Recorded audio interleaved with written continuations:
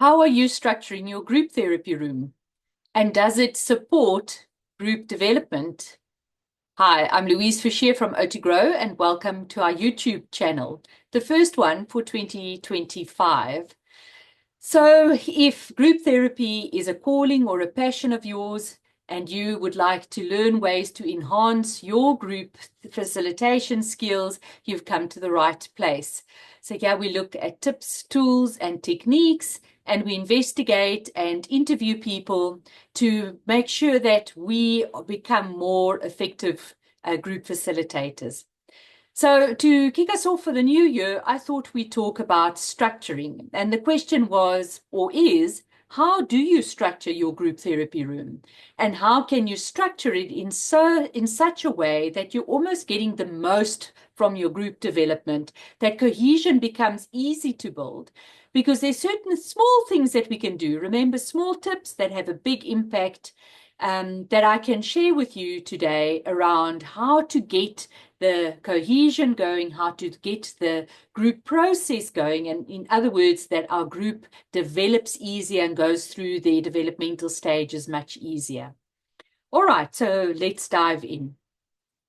So I wonder if you recall the YouTube video that we spoke about, how do you inadvertently impact the groups, your group, and the process that your group is going through. Maybe there's certain questions you ask or certain activities that you try to avoid, or there's certain goals you try to avoid more because of a fear inside of you, or because you're not quite sure or not comfortable. And so we ourselves can inadvertently impact the development of a group. And the challenge was at the end of last year for you to become more aware of, what am I doing that's inadvertently impacting my group? Now, the very same thing can be said for structuring. The way you structure your group therapy room will also inadvertently have an impact on your group development and the group process the group is going to be going through.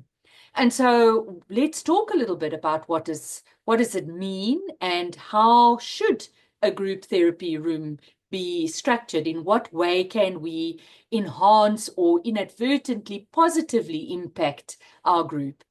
So Yalom had actually a lot to say, but before we do that, let's just think a little bit about structuring. As occupational therapists, we often use structuring because it's kind of, we got it in with our mother's milk. We talk about structuring. It's part of our undergrad training, but some of you might not be familiar with the term. So if we say you are in your group therapy room and you remove all the people out and you have a look at the room, the way your room is currently is what we call, that is your structuring. That is how the room is placed or laid out, and it doesn't keep in mind the people. So of course we want to see, okay, once we've removed everything, the way we have structured our group therapy room, will it enhance, for instance, interaction? Will it enhance the possibility to work together?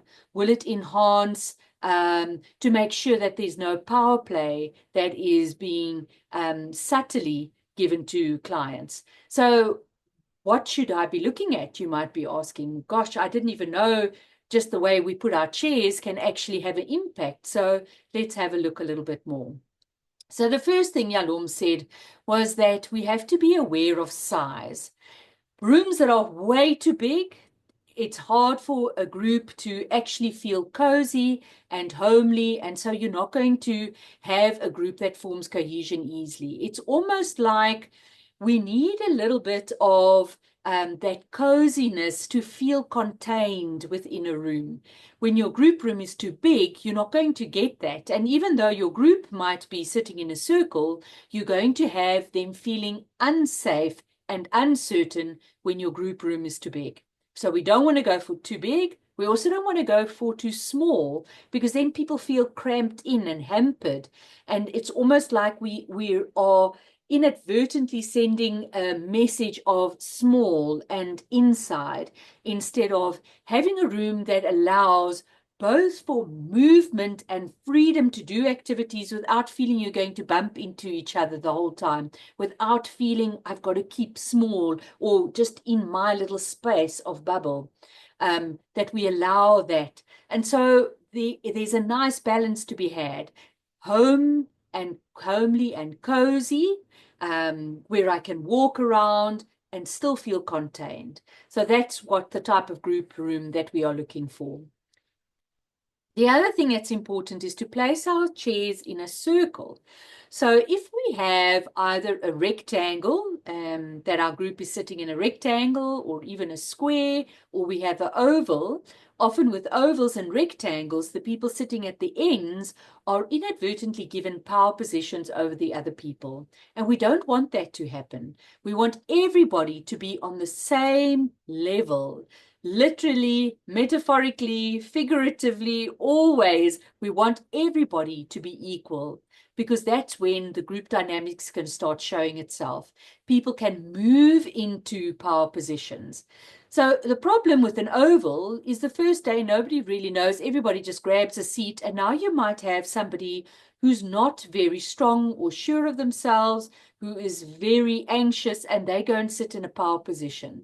Now, if we're giving that power position to somebody like that, you can expect that your group is going to really lag. It's going to take time to form cohesion.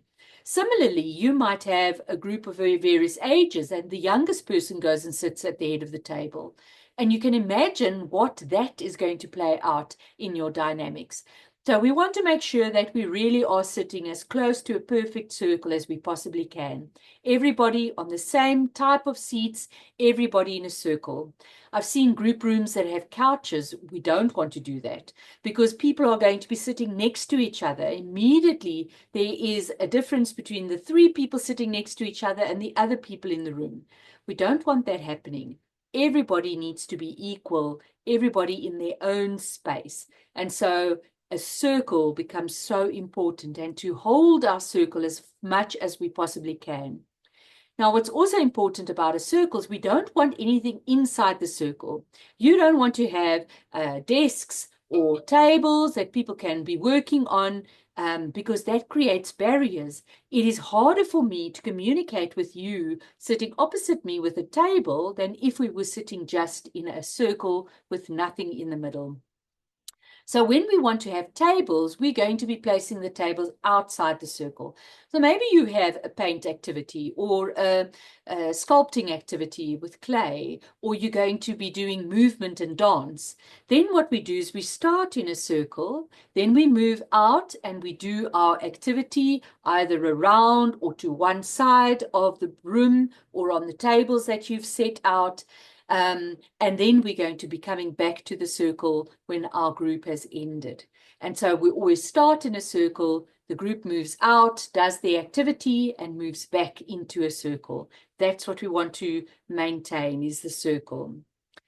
All right, with no barriers. And then to just be aware of disturbances, things like, is the windows looking out onto a street and people are walking backwards and forwards? I'm going to feel unsafe. I'm going to wonder who's going to look in and think I'm being silly. Maybe you've got a movement activity and they're going to go, oh my goodness, I don't want anybody seeing me. People are going to think we're being crazy. And that's going to make them uncertain. We really want to have a group therapy room that contains and holds and is a place of security. And for this reason, it's also important that every time we have a group, we have it in the same room. It's not conducive for group therapy or for our group to progress through the developmental stages if we are every day in a different room. It's like people then first need to become more comfortable and start feeling secure and contained every time in a new venue. And that kind of breaks the speed or the momentum, maybe I should rather use that word, of the group development.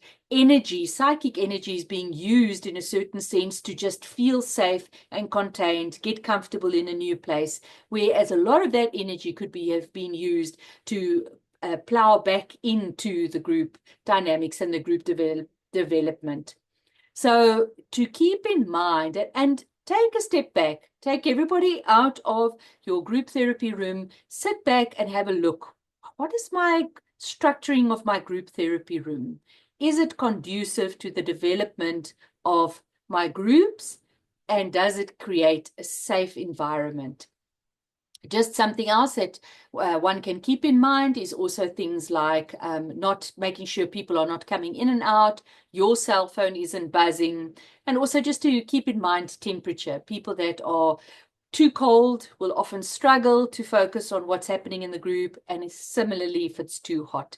So these are small things that we can just have a look at, small tips, small things, sitting in a circle, making sure it's a safe place that is conducive for our groups developing. It is conducive to cohesion. The sitting in the circle is conducive to interaction. I can speak to anybody in the circle. I don't have to turn my head, or nobody's excluded. Nobody's sitting outside the circle. We are having everybody together. Some are not on high chairs with more power positions and some on lower chairs. We're all sitting on the same place. And that includes the therapist. The therapist shouldn't have a designated chair. She shouldn't have a designated place. When you come to our workshops, we'll discuss in more detail about what does it mean, who sits where, and we unpack that a little bit. But for now, the first challenge or invitation for you from today's video is to think, how am I structuring my room, and is it conducive for my groups?